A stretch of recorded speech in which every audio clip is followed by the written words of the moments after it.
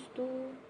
नमो अरन्ताणं नमो सिद्धाणं नमो आयर्याणं नमो वज्रायाणं नमो लोये सौवसाहुणं नमः समयसाराय स्वानुभूत्या चकास्यते चित्स्वभावाय भावाय सर्वभावान्तरच्छिदे वन्दितु सौवसिद्धे ध्रुमचलमणोवमं गदिं पत्ये वोच्छामि समयपाहुड निनमो सुध केवली भणिदम्।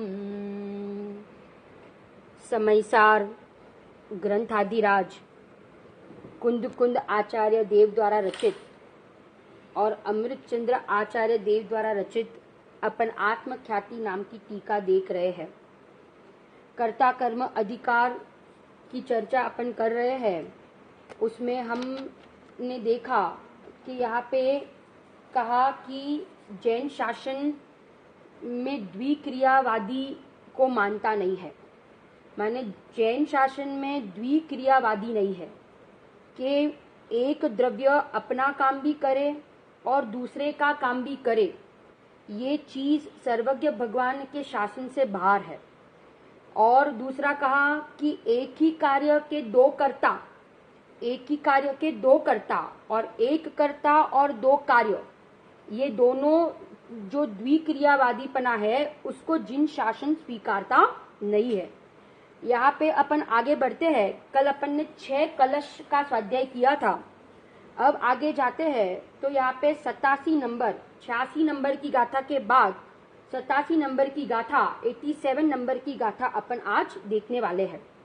अब यहाँ पे सबसे पहले ऊपर उत्थानिका में देखो क्या पूछते हैं प्रश्न। परद्रव्यना कर्ता कर्म पणानी मान्यताने अज्ञान कहीने एम कयु। परद्रव्यना कर्ता कर्म पणानी मान्यताने अज्ञान कहीने एम कयु કે જે એવું માને તે मिथ्या दृष्टि છે। माने कर्ता कर्म पना जो मानता है ना वो जीव मिथ्या दृष्टि है। परद्रव्य का जो कर्ता होता नहीं है परंतु परद्रव्य का अपने को कर्ता मानता है वो जीव मिथ्या दृष्टि है। क्या है वो जीव? मिथ्या दृष्टि है। 87 नंबर की गाथा अपन ने चालू की। उसमें सबसे पहले यहाँ पे उत्थानिका में क्या पूछते हैं वो अपन देख रहे हैं। परद्रव्यना कर्ता पणानी मान्यताने अज्ञान कहीने एम कयु छे। परद्रव्यना कर्ता होता नहीं है परंतु परद्रव्य का अपने को कर्ता मानता है, उसका नाम अज्ञान है, उसका नाम मिथ्या दृष्टि है। त्या आशंका उपजे छे के आ मिथ्यात्वादी भावो शी वस्तु छे। ये मिथ्यात्वादी भाव क्या चीज है? क्योंकि जो तमने जीवना परिणाम कहवामा आवे, अगर आप ये मिथ्यात्व को जीव के परिणाम कहोगे तो पहले की गाथा अपन ने देखी थी ना, पहले की गाथा में मिथ्यात्वादी परिणाम को किसके कहे? पुद्गल के कहे। तो पहला रागादिक भावों ने पुद्गलना परिणाम कया हता ते कथन साथे विरोध आवे छे। क्योंकि अगर हम जीव के कहे तो आपने पहले तो उनको पुद्गल के खाते में डाले थे। अने जो पुद्गल परिणाम कहवामा आवे अभी अगर आप पुद्गल को कहोगे, पुद्गल के परिणाम कहोगे तो जेमनी साथे जीवने काई प्रयोजन नथी तो तेमनु फल जीव केम पामे? फल तो जीव को मिलता है। और अगर आप पुद्गल के कहते हो तो जीव उसके फल को क्यों प्राप्त करे? अगर वो पुद्गल के है तो पुद्गल को ही फल मिलना चाहिए, जीव को क्यों मिलता है? समझ में आ रहा है? देखो ये जबरदस्त यहाँ पे पहले प्रश्न किया कि मिथ्यात्वादी भाव शू वस्तु छे समझाओ। कारण के तमे पहला तो एने पुद्गल जीवना अगर क्यों तो पहला तो तमे ने पुद्गलना कही दीधा, बराबर? पुद्गलना कीधा। અને અગર એ પુદ્ગલના છે તો પછી જીવ એના ફળને કેમ ભોગવે? પુદ્ગલ જ એના ફળને ભોગવે ને, जीव કેમ ભોગવે? तो પછી ये मिथ्यात्वादी क्या परिणाम है, शू भाव છે, मिथ्यात्वादी शू वस्तु છે, उसको समझाओ। अब इसके प्रश्न के अनुसंधान में, प्रश्न के जवाब में ये गाथा लिखने में आई। अब देखो क्या है ये गाथा। पहले अपन ये गाथा का पाठ करते हैं। 87 नंबर की गाथा। मिथ्यात्व जीव अजीव द्विविध एम वળી अज्ञान छे अविरमण योग मोहने क्रोधादि उभय प्रकार छे। गजब की गाथा लिख दी। यहाँ पे गजब क्या खुलासा किया है अमृतचंद्र आचार्य देव ने, और उसके बाद उसके ऊपर जो जयचंद जी छाबड़ा ने जो भावार्थ लिखा है उसमें भी बहुत जबरदस्त अपने को पूरे यहाँ पे उपयोग स्वरूपी आत्मा तक लेके जाएंगे। माने प्रयोजन की सिद्धि कैसे हो और ये मिथ्यात्ववादी का अभाव कैसे हो, पूरी यहाँ पे वो बात को स्पष्ट विधि उपाय बताया गया है। अब गाथार्थ देखो, पहले गाथार्थ। वળી जे मिथ्यात्व કહ્યું તે બે પ્રકારનું છે। अब मिथ्यात्व कितने प्रकार के हैं? 2 प्रकार के। मिथ्यात्व 2 प्रकारना છે। 87 નંબરની ગાથા આપણે ચાલુ કરી છે। એમાં અહીંયા પ્રશ્ન કરવામાં આવ્યો कि मिथ्यात्व શું વસ્તુ છે, मिथ्यात्व क्या चीज है। क्योंकि अगर आप जीव के कहते हो, जीव ना होय तो पहले तो आपने कहा कि वो तो पुद्गल के है, અને अगर पुद्गल ना क्यों तो પછી એનું ફળ, उसका फल पुद्गल को मिलना चाहिए, जीव को क्यों मिलता है। बराबर, ये प्रश्न करने में आया और उसके अनुसंधान में ये गाथा लिखने में आई। अब यहाँ पे कहा वળી जे मिथ्यात्व કહ્યું તે 2 પ્રકારનું છે। कितने प्रकार का मिथ्यात्व? 2 प्रकार का। एक जीव मिथ्यात्व અને एक अजीव मिथ्यात्व। अब सबको 2-2 में विभाजन कर दो। कौन है 2-2 में? तो ऊपर जो आप ने मिथ्यात्व, अविरमण, योग, क्रोधादि, कषाय, એટલે मिथ्यात्व, अविरति, प्रमाद, कषाय અને योग, ये 5 चीज को आप 2-2 में विभाजन करो। 2-2 कौन से 2-2? जीव मिथ्यात्व, अजीव मिथ्यात्व। जीव अविरति, अजीव अविरति। जीव कषाय, अजीव कषाय, है ना। जीव कषाय, अजीव कषाय, माने जीव अज्ञान, अजीव अज्ञान। फिर जीव योग और अजीव योग। एवी रीते तमे ए बधाने 2-2 में डिवाइड करो। कौन से 2-2 भेद किए? जीव और अजीव। द्रव्य और भाव कहो या जीव और अजीव कहो, दोनों एक ही बात है। जीव मिथ्यात्व अने अजीव मिथ्यात्व। बराबर, जीव और अजीव। अब देखो क्या समझाते इधर।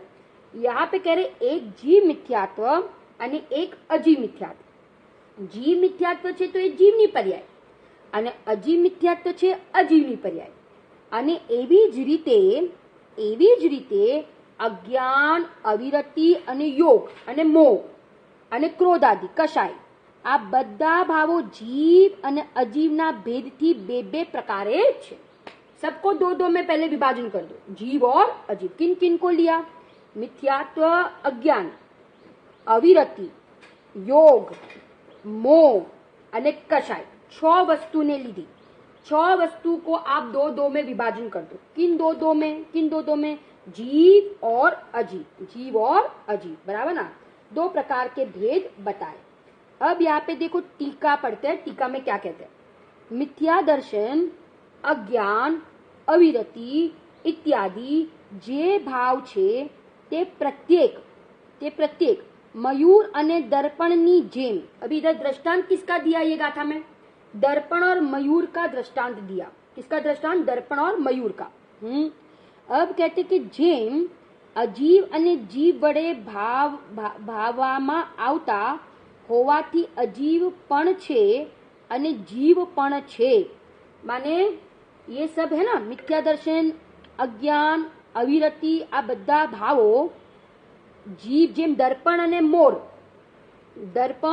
मोर नी जेम जीव अने अजीव वडे भाववामां आवता होवाथी अजीव पण छे अने जीव पण छे। माने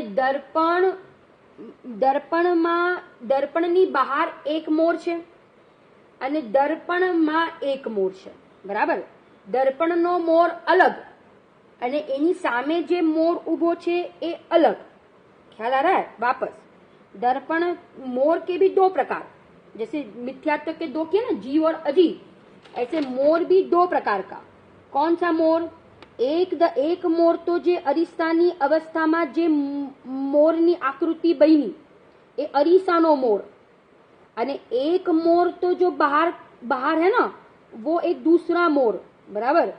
तो दो मोर हो गए, एक तो वो संज्ञी पंचेंद्रिय जीव वो मोर, और एक तो जो दर्पण में झलक रहा है, क्या लग रहा है वो दर्पण की अवस्था है वो वाला मोर, दो मोर हो गए। ऐसे ये मिथ्यात्व, अविरति, प्रमाद, कषाय, योग, अज्ञान, ये भी दो प्रकार के, एक जीव और एक अजीव।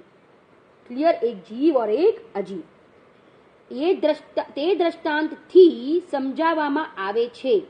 શું સમજાવવામાં આવે છે? अब सुनना।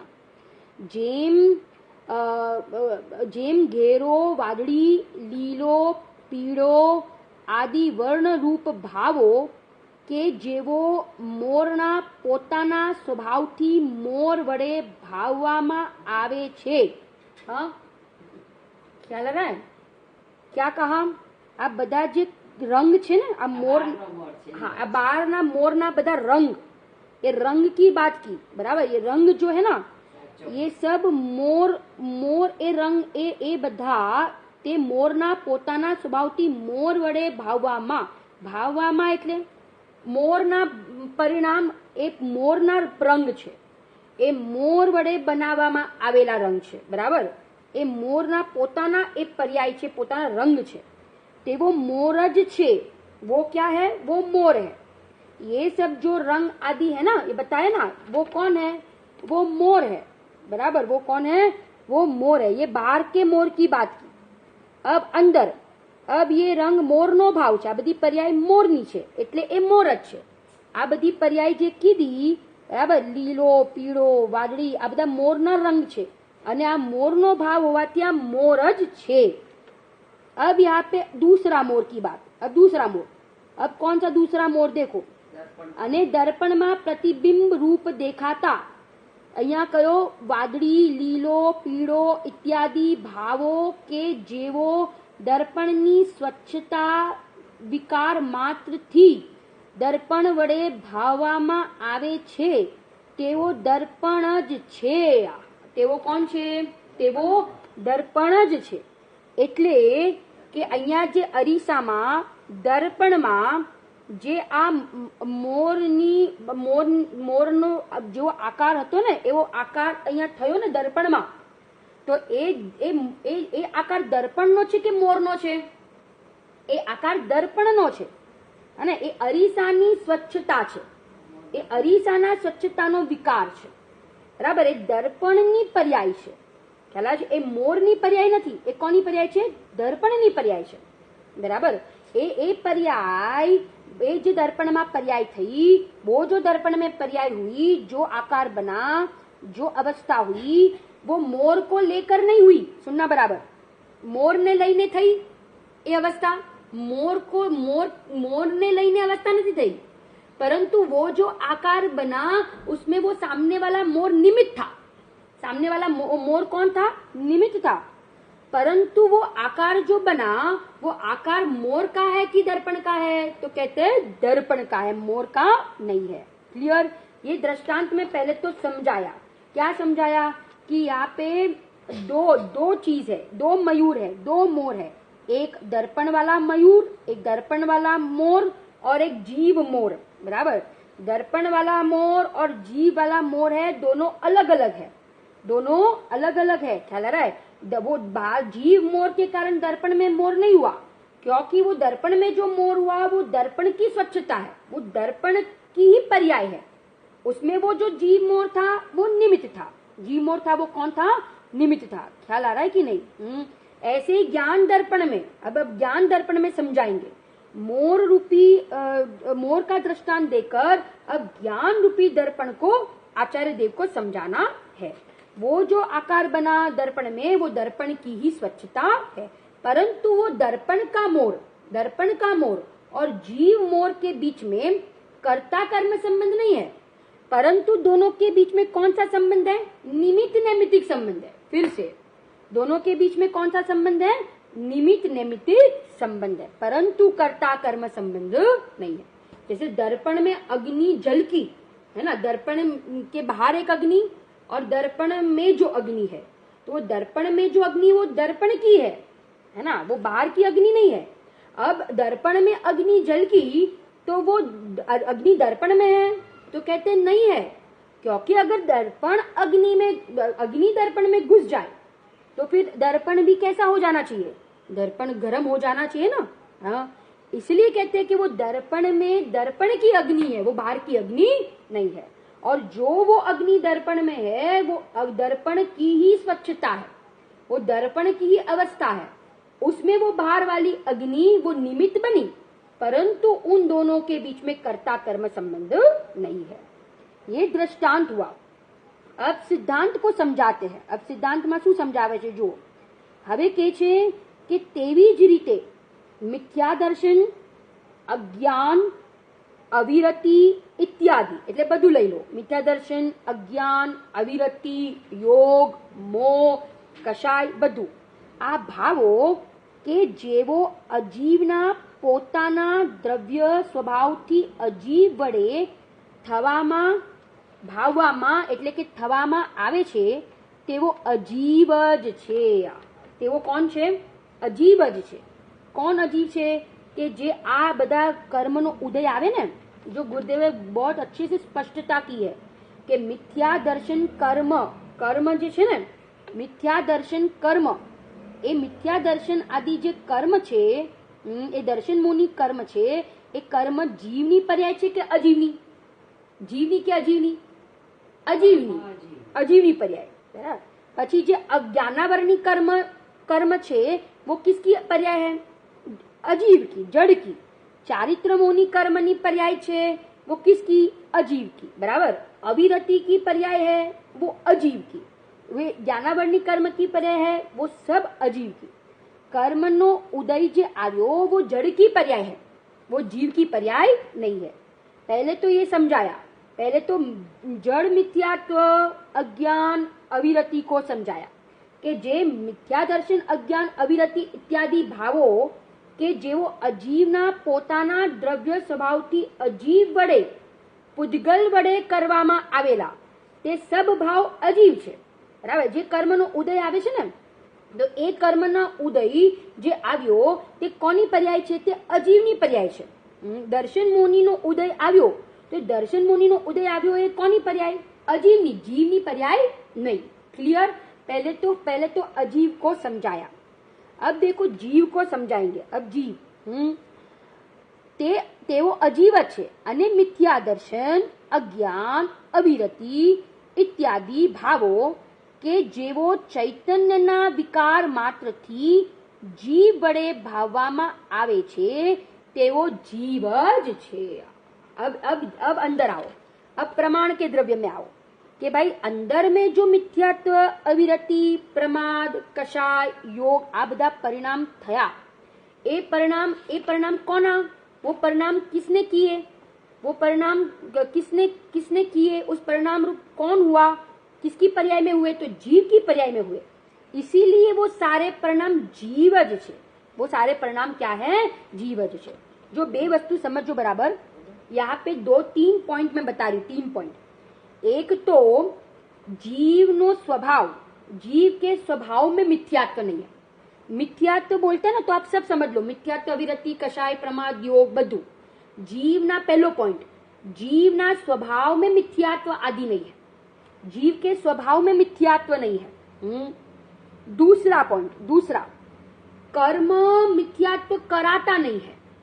जीव के स्वभाव में मिथ्यात्व नहीं, कर्म मिथ्यात्व कराता नहीं, और उसकी एक समय की पर्याय में मिथ्यात्व हुए बिना रहता नहीं। 3 पॉइंट। पहला, जीव के स्वभाव में मिथ्यात्व आदि है नहीं, स्वभाव में है नहीं, पर कराता नहीं है, पर द्रव्य कराता नहीं है, और उसकी एक समय की पर्याय में ये परिणाम हुए बिना रहते नहीं। ख्याल है? 3 पॉइंट बताए। क्योंकि देखो समझना बराबर, अगर हम द्रव्य स्वभाव में मिथ्यात्व मानेंगे, द्रव्य स्वभाव में मिथ्यात्व मानेंगे, अगर द्रव्य स्वभाव में मिथ्यात्व है तो फिर वो मेरा त्रिकाल स्वभाव हो जाएगा, बराबर। तो फिर मिथ्यात्व को नाश करने के लिए मैं कौन सी शुद्ध वस्तु का अवलंबन लूंगा? क्योंकि वस्तु कोई शुद्ध फिर रहेगी नहीं ना, शुद्ध वस्तु कोई रहेगी नहीं। क्योंकि अगर मेरा द्रव्य स्वभाव मिथ्यात्व रूप हो गया तो फिर शुद्धता ही सिद्ध नहीं होगी, और शुद्धता सिद्ध नहीं होगी तो मैं किसके आश्रय से मैं मिथ्यात्व का अभाव करूंगा? लॉजिक समझ में आ रहा है? मैं किसके आश्रय से मिथ्यात्व का अभाव करूंगा? इसलिए द्रव्य स्वभाव में भी मिथ्यात्व नहीं है। और दूसरा, पर द्रव्य मिथ्यात्व नहीं कराता। अगर पर द्रव्य मिथ्यात्व कराता तो हम कभी प्रमाण में आते ही नहीं। क्या कहा? हम कभी प्रमाण में आते ही नहीं। पर द्रव्य मिथ्यात्व कराता तो हम कभी अपने द्रव्य प्रमाण में आते ही नहीं, क्योंकि हमारा लक्ष्य किधर होता? कर्म पे ही होता ना। अगर कर्म मिथ्यात्व कराता तो एक तो ये हुआ कि हम प्रमाण में नहीं आते, और दूसरा, अगर कर्म का उदय मिथ्यात्व कराता तो संसार का कभी अभाव नहीं होता, संसार का कभी अभाव ही नहीं होता। अगर पर द्रव्य मिथ्यात्व करावे तो आ जीनो संसारनो क्यारे अभाव ज नहीं થાય। અને બીજું કે આપણે ક્યારે हम कभी प्रमाण में ही नहीं आते, प्रमाण के द्रव्य में नहीं आते, हम अपने द्रव्य में नहीं आते। क्यों? क्योंकि हम अपनी पर्याय में जो दोष होते हैं तो उन दोषों का आरोप हम किस पे देते?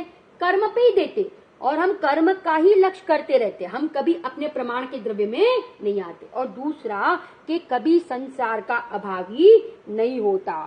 तो ये जो परिणाम होते हैं ना, ये परिणाम होते हैं वो जीव की एक समय की पर्याय में होते हैं। जीव की कहाँ होते? एक समय की पर्याय में। और वो भी क्यों होते हैं? कि जब जीव अपने स्वभाव को भूलता है तो इस प्रकार के परिणाम पर्याय में हुए बिना रहते नहीं है। मैंने 1 पॉइंट से 2 पॉइंट 3 पॉइंट समझ में आया कि एक तो द्रव्य स्वभाव में नहीं, मिथ्यात्वादी परिणाम। दूसरा कहा कर्म करावता नहीं, पर द्रव्य करावता नहीं। और तीसरा कहा कि एक समय की पर्याय में पर्याय स्वयं अपने स्वभाव को भूलकर मिथ्यात्व रूप परिणमती है। पर्याय स्वयं अपने स्वभाव को भूलकर मिथ्यात्व आदि रूप परिणमती है। ख्याल आ रहा है ना? ये 3 पॉइंट बराबर ख्याल रखना पड़ेगा, है ना? अब आगे जाते हैं। अब देखो यहाँ पे क्या कहते हैं। अब जीव की बात कही कि जे मिथ्या दर्शन, अज्ञान, अविरति इत्यादि भावो के जेવો ચૈતન્યના વિકાર માત્ર જીવ વડે ભાવવામાં આવે છે તેવો જીવ જ છે। તેવો કોણ છે? તો कहते તેવો जीव જ છે। दो द्रव्य की, अब देखो यहाँ पे पहले तो जो टीका है ना गाथार्थ में दो द्रव्य के बीच में भिन्नता कराई, बराबर लिखना। पहले 2 पॉइंट, अभी 2 पॉइंट मेन गुरुदेव ने बहुत जबरदस्त 2 पॉइंट कहे।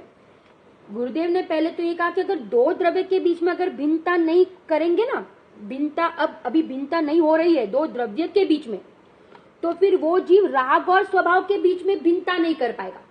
क्या कहा फिर से? जो जीव कर्म और आत्मा के बीच में भेद ज्ञान नहीं कर सकता, कर्म के उदय और आत्मा के बीच में भेद ज्ञान नहीं कर सकता, तो वो राग और आत्मा के बीच में भेद ज्ञान नहीं कर पाएगा।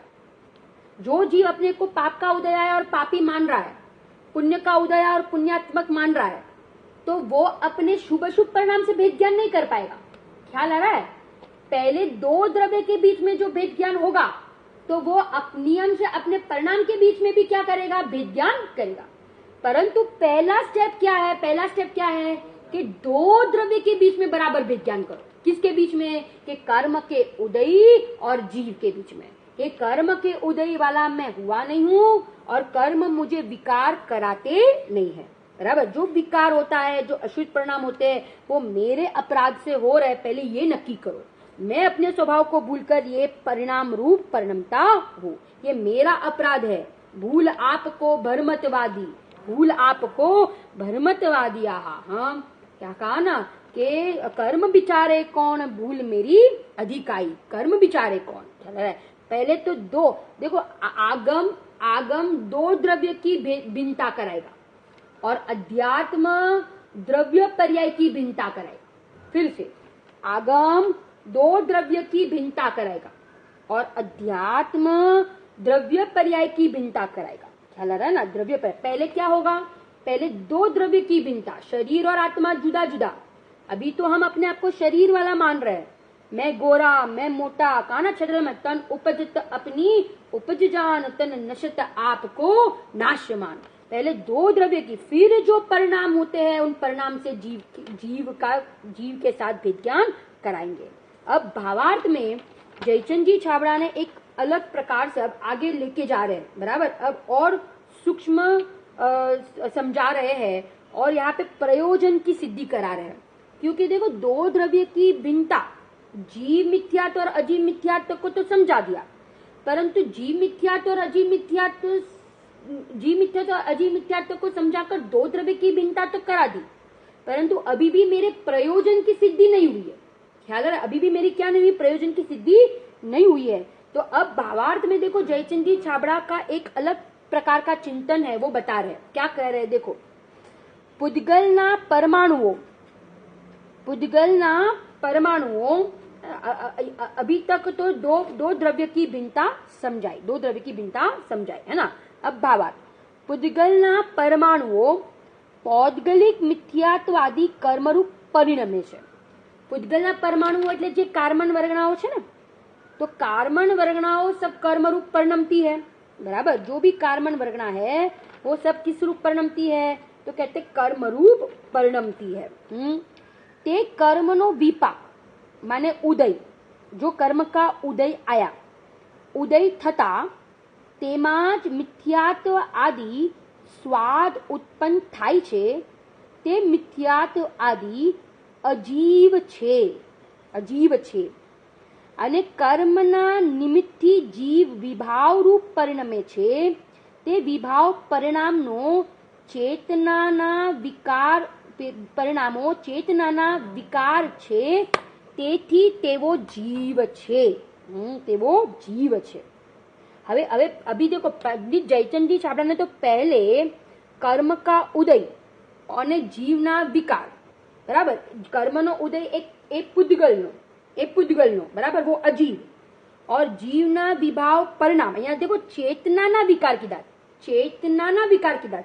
चेतनाना ना कीधा, परंतु चेतनाना विकार छे। ए जे विभाव परिणाम छे चेतनाना विकार छे, એટલે કે ચેતનાની પર્યાયમાં થાય છે, આત્માની પર્યાયમાં થાય છે, અને वो जीव है, बराबर, वो जीव है। अभी तो पहले तो दो के बीच में विज्ञान कराया कि कर्मनो उदय आव्यो वो अजीव है, અને उसके निमित्त से जो जीवना विभाव परिणाम थया वो जीव है, बराबर। वो कौन है, वो जीव है।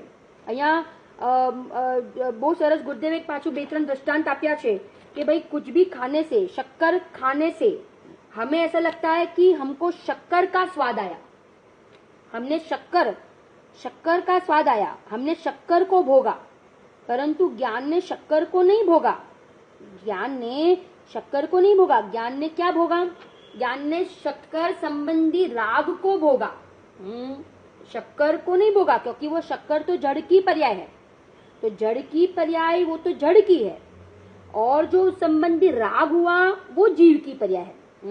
जीव ने पोताना मिथ्यात्व भावનું વેદન થાય છે, मिथ्यात्व भावનું વેદન થાય છે, जड़નું વેદન નથી થતું।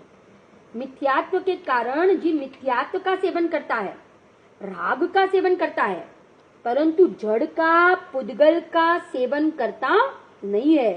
क्योंकि वो पुद्गल का सेवन करे तो दो द्रव्यों का अभाव हो जाएगा, जीव अजीव हो जाएगा और दोनों का नाश हो जाएगा। ख्याल आ रहा है कि नहीं? इसलिए जड़ का स्वाद तो जीव ले सकता ही नहीं है।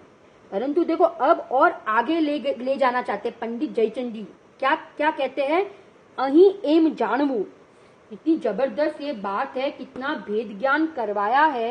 क्योंकि कहते हैं ना, कितना ये समयसार ग्रंथादि राज यहाँ पे भेद ज्ञान के ऊपर कितना वजन दे रहे हैं। क्योंकि जब तक भेद ज्ञान नहीं होगा ना, तब तक हमें अपने प्रयोजन की सिद्धि हम नहीं कर पाएंगे। अनादिकाल થી भेद ज्ञान જ નથી કર્યું, બધું જ કરી ચૂક્યા, બધું बराबर ने। गुरुदेव तो कहता कि आपने कहे ना कि बाहर में अपना पाप का उदय आ जाए तो अपने को लगता है कि हम तो कितने अभागी है, कितने अभागी है कि पाप का उदय आ गया। किसी ने दो शब्द खराब बोल दे तो अपन को लगता है हम कितने अभागी है। शरीर में कोई कुछ बुखार आ जाए, कोई रोग आ जाए, कोई बीमारी हो जाए तो अपने को लगता है हम कितने अभागी है।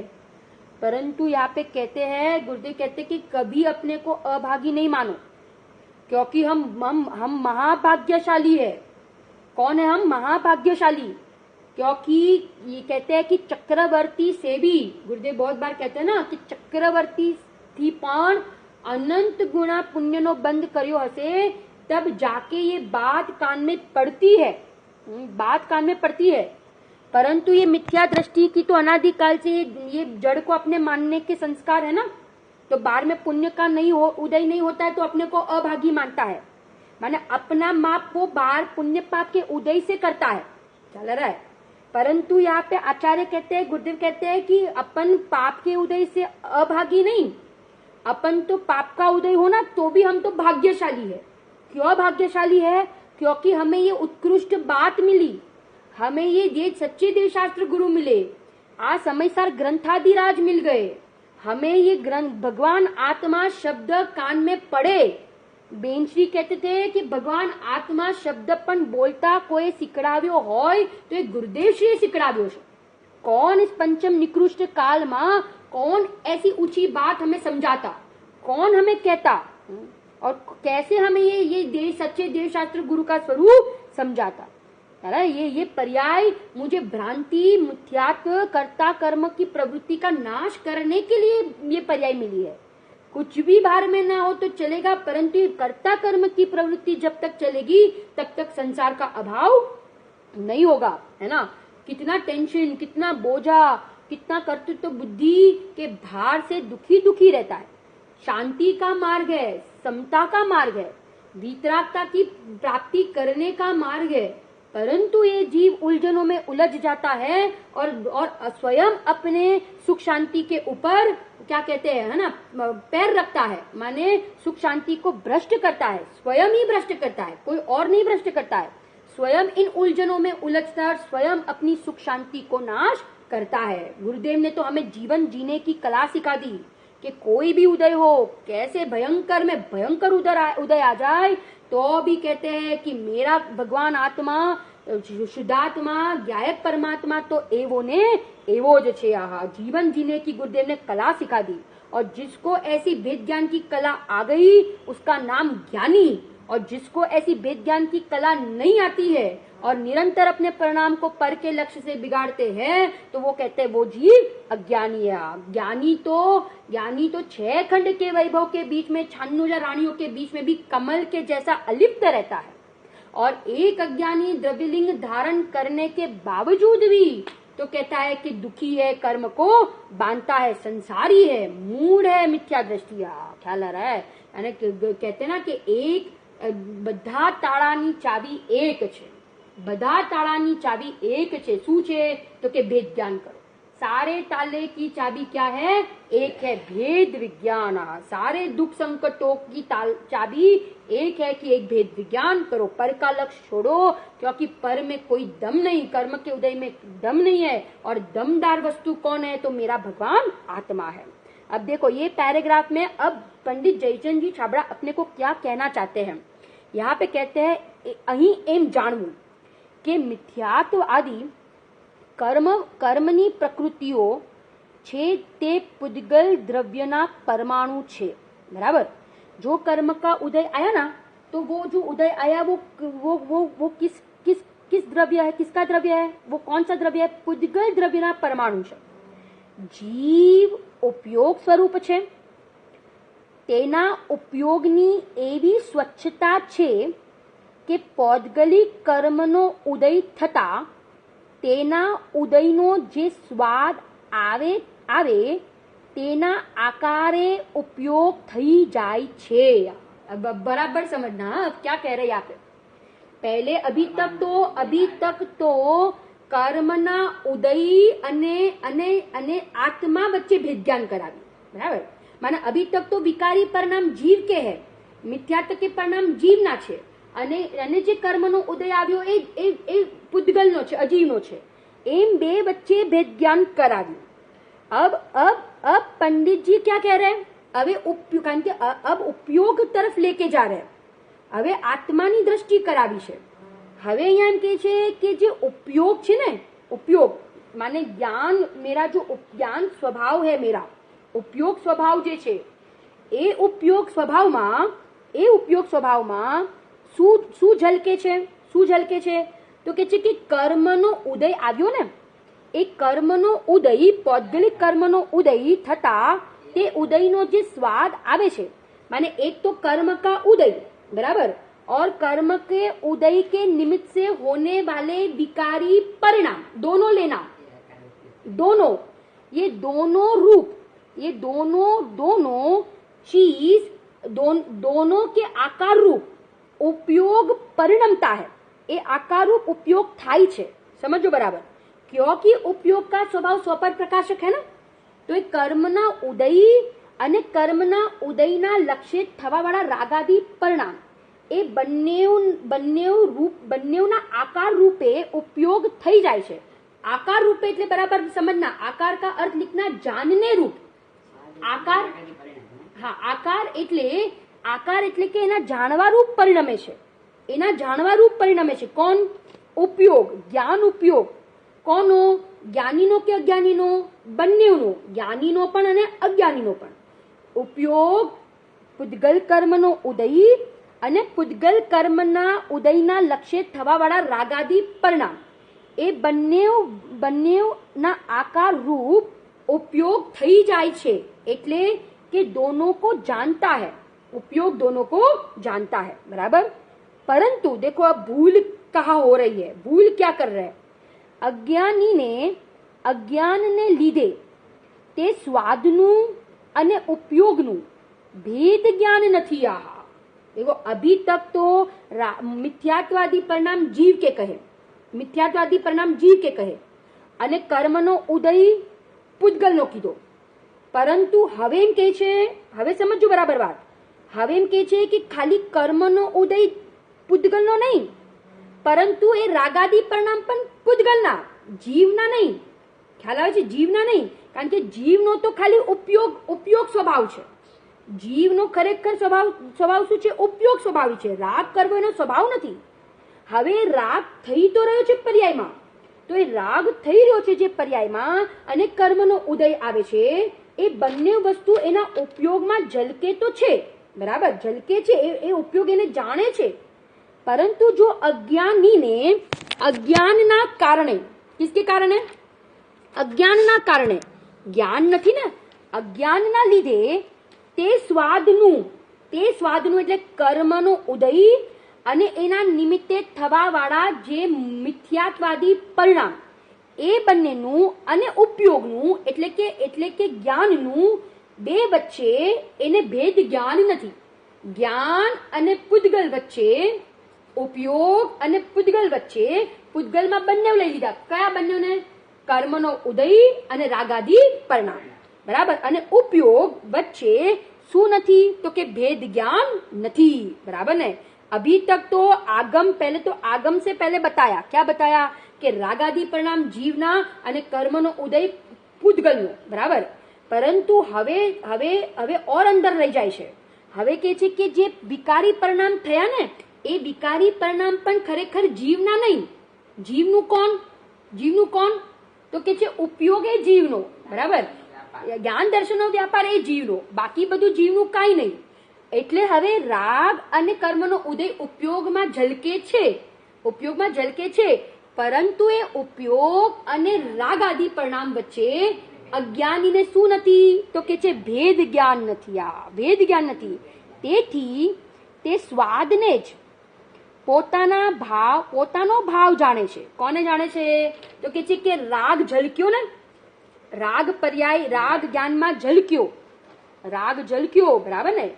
ક્રોધ આવ્યો, ગુસ્સો આવ્યો, તો એ ગુસ્સો મારા જ્ઞાનની પર્યાયમાં ઝલકી, એ ગુસ્સાની પર્યાય મારા જ્ઞાનમાં ઝલકી. પરંતુ મને એમ કહો કે જ્ઞાન ક્રોધિત થઈ ગયો કે નહીં? ज्ञान क्रोधित हो गया कि नहीं हुआ ना? हाँ मम्मी, तो अज्ञानी ने क्या माना? अज्ञानी ने ये माना कि क्रोध झलकते ही मैं क्रोधी हो गया. मैं कौन हो गया? मैं क्रोधी हो गया. राग झलकते ही अपने आप को क्या मान लिया? मैं रागी, बराबर, मैं रागी. ख्याल आ रहा है? क्योंकि उसने अपने ज्ञान को भूल गया, उपयोग स्वभाव को भूल गया, और किसको मुख्य कर दिया? क्रोध को અને કર્મના ઉદયને, એ બધાને મુખ્ય કરી નાખ્યું. અને જીવ ઉપયોગ સ્વભાવી હતો એને શું કરી નાખ્યું? એને ગૌણ કરી નાખ્યું. બરાબર, उसको ગૌણ કરી દિયા. એટલે અર્થાત અહીંયા કીધું કે જીવ ભાવને જીવ જાણે नहीं, જ્યારે તેમનું भेद ज्ञान થાય. अब जब भेद ज्ञान होगा, किसके बीच में भेद ज्ञान? किसके बीच में? किसके बीच में? અને ઉપયોગ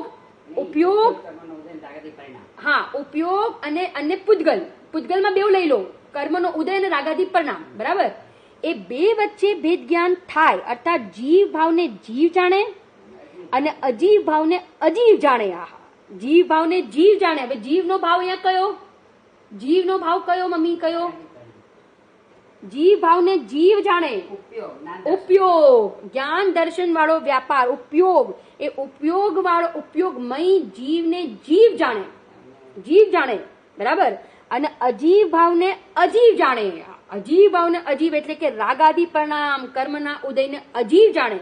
એમ બે વચ્ચે જ્યારે ભેદ જ્ઞાન થાય ત્યારે મિથ્યાત્વનો અભાવ થઈને સમ્યક જ્ઞાનની પ્રાપ્તિ થાય છે. આ ખ્યાલ આવે છે કે નહીં? देखो कैसे हमको बाहर से पंडित जयचंद जी छाबड़ा ने फिर बाहर से अंदर आते आते फिर कहा ले गए हमको सीधा उपयोग स्वभावी आत्मा पर ले गए और फिर कहा कि जो ऐसे उपयोग स्वभावी आत्मा અને રાગાદી પરિણામ અને કર્મના ઉદયથી પોતાને ભિન્ન જાણે તો એ જીવને શું થઈ જાય છે? તો કે મિથ્યાત્વનો અભાવ થાય છે અને સમ્યક દર્શનની પ્રાપ્તિ થાય છે. બરાબર, સમ્યક દર્શન की प्राप्ति होता है. ગુરુદેવે કહ્યું, જ્ઞાન જો ગુરુદેવે લખ્યું છે અહીંયા સમજાવ્યું છે કે જ્ઞાનમાં જળનો સ્વાદ ખ્યાલ આવે છે પણ જળનો સ્વાદ જ્ઞાનમાં આવતો નથી. કર્મના ઉદયનો સ્વાદ આવે એટલે કે તેના આકારરૂપ ઉપયોગ થાય.